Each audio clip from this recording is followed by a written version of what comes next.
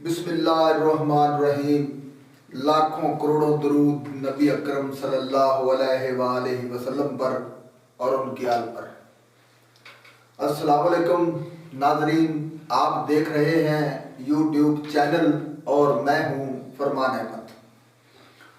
नाज़रीन, वीडियो शुरू करने से पहले मेरी तमाम देखने वालों से रिक्वेस्ट है कि हमारे चैनल को सब्सक्राइब कर लें और साथ ही दिए गए घंटी के बटन को भी प्रेस कर दें ताकि हमारी हर नई आने वाली वीडियो आप तक आसानी से पहुंच सके। तो बढ़ते हैं वीडियो की जानिब।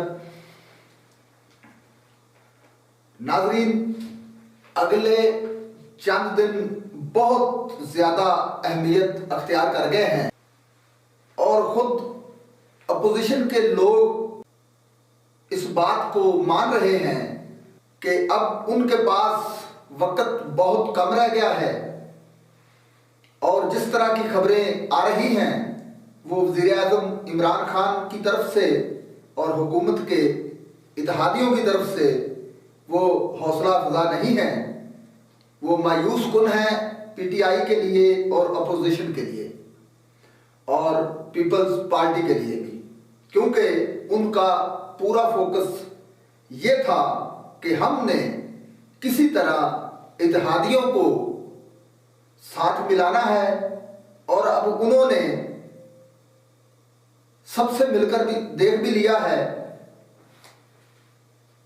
बड़े अजीबोगरीब किस्म के जवाबात आ रहे हैं और अब तो मोनस अलाई साहब के बाद MQM भी मैदान में आ गई है और खूब बेइज्जती करके रख दी है अपोजिशन की उन्होंने, और जाहिर है कि उनका असल टारगेट पाकिस्तान पीपल्स पार्टी है, क्योंकि जिस तरफ पाकिस्तान पीपल्स पार्टी खड़ी होगी MQM उस तरफ नहीं जाएगी। ये श्योर बात है, गारंटी वाली बात है कि जिस तरफ पीपल्स पार्टी जिनके साथ इत्तेहाद करेगी उनके साथ MQM इत्तेहाद नहीं करेगी। तो जिस तरह कराची में और दीगर शहरों में पीपल्स पार्टी और MQM आमने सामने हैं और इस तरह से मुश्किल है कि दोनों जमातें एक पेज पर आ सकें, तो तरीन ग्रुप जो है उसने जरूर खुश कर दिया है।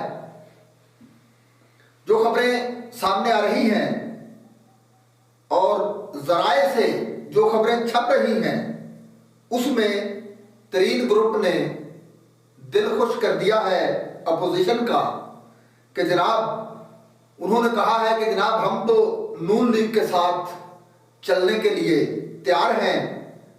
अब क्या अगर इत्तेहादी इमरान खान साहब के साथ रहें और अकेला तरीन ग्रुप अपोजिशन के साथ मिल जाए, आपके ख्याल में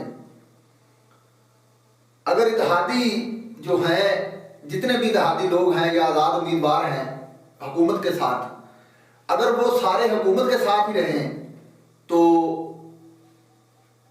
अकेला जहांगीर तरीन ग्रुप जो है वो अपोजिशन के साथ मिल जाए तो आपके ख्याल में क्या हुकूमत को गिराया जा सकता है? ये असल सवाल है कि अगर तरीन ग्रुप को अपोजिशन साथ मिला ले और बाकी इत्तेहादी हुकूमत के साथ रहें तो क्या हुकूमत गिराई जा सकती है? ये बहुत बड़ा सवाल है। इसमें पहली चीज जो मैंने आपको बतानी है वो ये है कि इतनी डिस्प्रेशन हुई है कि नून लीग के पास पंजाब में इतनी ज्यादा सीटें हैं कि अगर इत्तेहादी साथ ना भी हों और अगर आजाद उम्मीदवार तहरीक इंसाफ के साथ ना आते तो नून लीग की हुकूमत बन सकती है। अगर आजाद उम्मीदवार और इत्तेहादी इमरान खान को छोड़ दें तो पंजाब में अकेली नून लीग ही हुकूमत बना सकती है। ये हाल है जी इनका। लेकिन अगर कोई जमात ऐलान करती है, उनका साबिक वफाकी वजीर टेलीविजन पर बैठकर ऐलान करता है, नाजरीन ये जो है ना, उनका एक साबिक वफाकी वजीर जो है वो टेलीविजन पर बैठकर ऐलान करता है, खुर्रम दस्तगीर साहब। ये खुर्रम दस्तगीर जो है वो नदीम मलिक साहब के प्रोग्राम में बैठकर ऐलान करता है। नाजरीन ये जो नदीम मलिक साहब हैं, ये समर टीवी पर प्रोग्राम करते हैं। इस प्रोग्राम में खुर्रम दस्तगीर साहब ने कहा कि जनाब चौधरी परवेज इलाही साहब हमें कबूल हैं वजीर आला पंजाब के लिए, और अगर चौधरी परवेज इलाही साहब वजीर आला पंजाब बनना चाहते हैं तो बन जाएं, हमें कबूल है। सिर्फ पीर और मंगल का दिन है, उसके बाद कुछ नहीं होगा। ये पीर और मंगल का दिन कौन कह रहा है? नाज़रीन ये खुद अपोजिशन की आवाज है। ये खुद अपोजिशन कह रही है कि हमारे पास पीर और मंगल का दिन है। नदीम मलिक साहब ने खुद ये बात की है खुर्रम दस्तगीर के सामने। उन्होंने कहा कि मैं अब नाम नहीं लूंगा, आपके कुछ लोग यानी अपोजिशन के कुछ लोग हमें ये बता रहे हैं कि पीर और मंगल तक का ही टाइम है हमारे पास। अगर तहरीक अदम एतमाद आती है तो बस पीर और मंगल तक का वक्त है, उसके बाद कुछ नहीं होगा, फिर बहुत देर हो जाएगी। अब इस बात पर खुर्रम दस्तगीर साहब शर्मिंदा से हो गए और कहने लगे कि नहीं जी देखें फरवरी तक का टाइम है, फरवरी तक तो है। फिर वो नदीम मलिक साहब बार बार ये पूछते रहे कि तहरीक अदम एतमाद कब लाएंगे, और साथ ही अली मोहम्मद खान साहब जो हैं, जो वजीर हैं पीटीआई के, वो भी उस प्रोग्राम में बैठे थे और वो साथ साथ मजे ले रहे थे। और उन्होंने कहा कि नदीम मलिक साहब तहरीक अदम एतमाद इन्होंने नहीं लानी। और खुर्रम दस्तगीर साहब से नदीम मलिक साहब ने बड़ी दफा पूछा कि आप कब ला रहे हैं तहरीक अदम एतमाद, तो बस वो बार बार एक ही बात करते रहे कि जी हमारी लीडरशिप फैसला करेगी इस बात का। तो उन्होंने कहा, नदीम मलिक साहब ने कहा कि आपकी लीडरशिप तो बाहर बैठी हुई है और लम्हा बलम्हा वो फैसले भी कर रहे हैं, और वो हैं तो बीमार और उनकी तबीयत बहुत ज्यादा खराब है, लेकिन वो फिर भी लम्हा बलम्हा फैसले कर रहे हैं। बहरहाल फिर उन्होंने पूछा कि क्या तहरीक अदम एतमाद हफ्तों में आएगी या दिनों में। जब उन्होंने कहा कि तहरीक अदम एतमाद हफ्तों में आएगी तो खुर्रम दस्तगीर साहब ने कहा नहीं नहीं नहीं नहीं ऐसी बात नहीं है। तो फिर उन्होंने कहा कि क्या दिनों में आएगी, तो उन्होंने कहा जी बस पीर मंगल तक का वक्त है हमारे पास, और उसके बाद इमरान खान साहब जो हैं वो बहुत ज्यादा मजबूत हो जाएंगे, तो उसके बाद आप देखें आगे रमजान मुबारक आ रहा है और उसके बाद आगे लॉन्ग मार्च में लग जाना है। फिर आप देखें बल्दियाती इलेक्शन आ रहे हैं पंजाब में, फिर दूसरे इलाकों में भी, इसके बाद सारे उस तरफ लग जाएंगे, मसरूफ हो जाएंगे, तो फिर ये तहरीक अदम एतमाद का मकसद ही खत्म हो जाएगा और फिर बात आगे निकल जाएगी। तो अब देखें एक बड़ा मानीखेज अजलास हुआ है इस्लामाबाद में।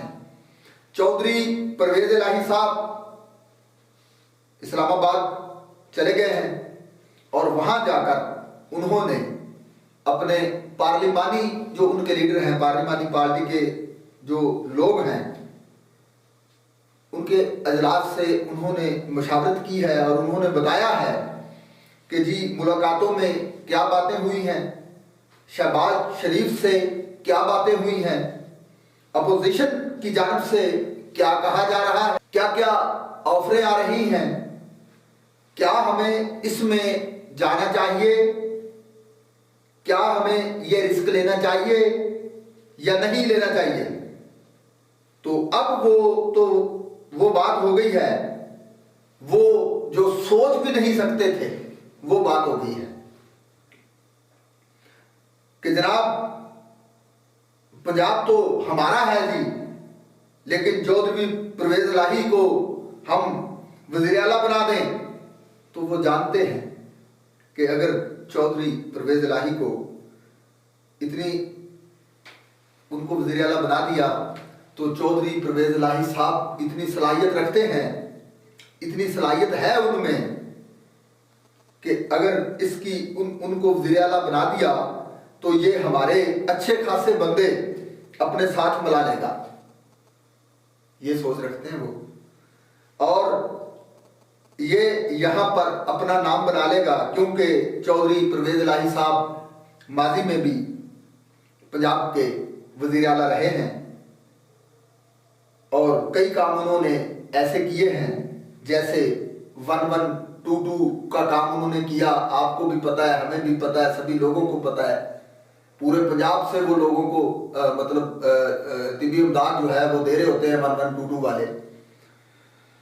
और कई काम उन्होंने ऐसे किए हैं जो आज तक चल रहे हैं, आज तक उनको याद रखा जा रहा है।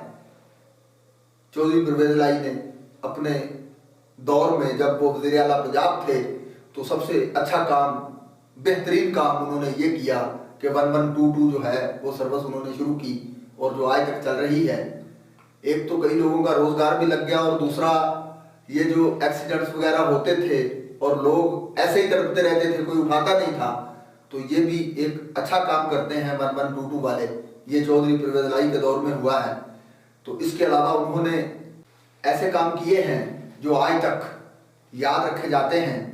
और फिर स्कूल्स में जो उन्होंने किया एजुकेशन का और किताबों का, और फिर इसके अलावा चौधरी परवेज इलाही ने हॉस्पिटल्स में भी जो किया था वो शहबाज शरीफ साहब ने वज़ीर आला बनते ही बंद कर दिया। और अब वो 14 साल बाद चौधरी बरादरान के दर पर जाते हैं और चौधरी शुजात हुसैन साहब से मिलते भी हैं। तो इसके बाद मुनस्सर इलाही साहब ने आग बगोला कर दिया सबको ये कहकर कि जनाब ये जो सियासी माहौल में तमाशा लगा हुआ है, तो अब ये बात मुनस्सर इलाही साहब ने ऐसे तो नहीं कर दी ना। परवेज इलाही साहब ने भी इस बात को डिसऑन नहीं किया। हाँ, वहां जाकर मशावरत जरूर की है अपने पार्लिमानी लोगों से, जो लोग उनके पार्लियामेंट में मौजूद हैं। उन्होंने इख्तियार चौधरी परवेज इलाही साहब को दे दिया है। अब परवेज इलाही साहब को खुर्म दस्तगीर ने यह कह दिया है कि अगर वो वज़ीर आला बनना चाहें तो बन जाएं, और साथ ये भी कहा है कि जल्द अज जल्द इलेक्शन हो। तो फिर चौधरी परवेज इलाही साहब जो हैं वो ये सोचेंगे कि भाई ये कह रहे हैं कि 3 महीने बाद इलेक्शंस हों, तो फिर उन्होंने 3 माह के लिए वज़ीर आला बन के क्या करना है, वो ये सोचेंगे जरूर कि या फिर वो ये सोचेंगे कि भाई अगर ये जाते हैं तो फिर हमें वक्त पूरा करने दिया जाए। बहरहाल इस बात पर वो सोचेंगे जरूर कि चंद दिन की वज़ारत आला लेकर क्या किया जाए। तो दूसरी तरफ MQM के वफाकी वजीर जो हैं नईमुल हक साहब, IT के वजीर हैं वो, उन्होंने भी धो डाला है अपोजिशन को। और वो कह रहे हैं कि जी अपोजिशन की तो कोई नंबर गेम ही नहीं है, ये चाहे भी तो तूफान नहीं ला सकते, इनकी तो नंबर गेम ही नहीं है। तो नाजरीन, ऐसी बातें हो रही हैं। आपकी इस हवाले से क्या राय है? अपनी कीमती राय से हमें ज़रूर नवाजिएगा और हमारी हौसला अफजाई ज़रूर कीजिएगा। अब हमें इजाज़त दीजिए और देखते रहिए IJ न्यूज़।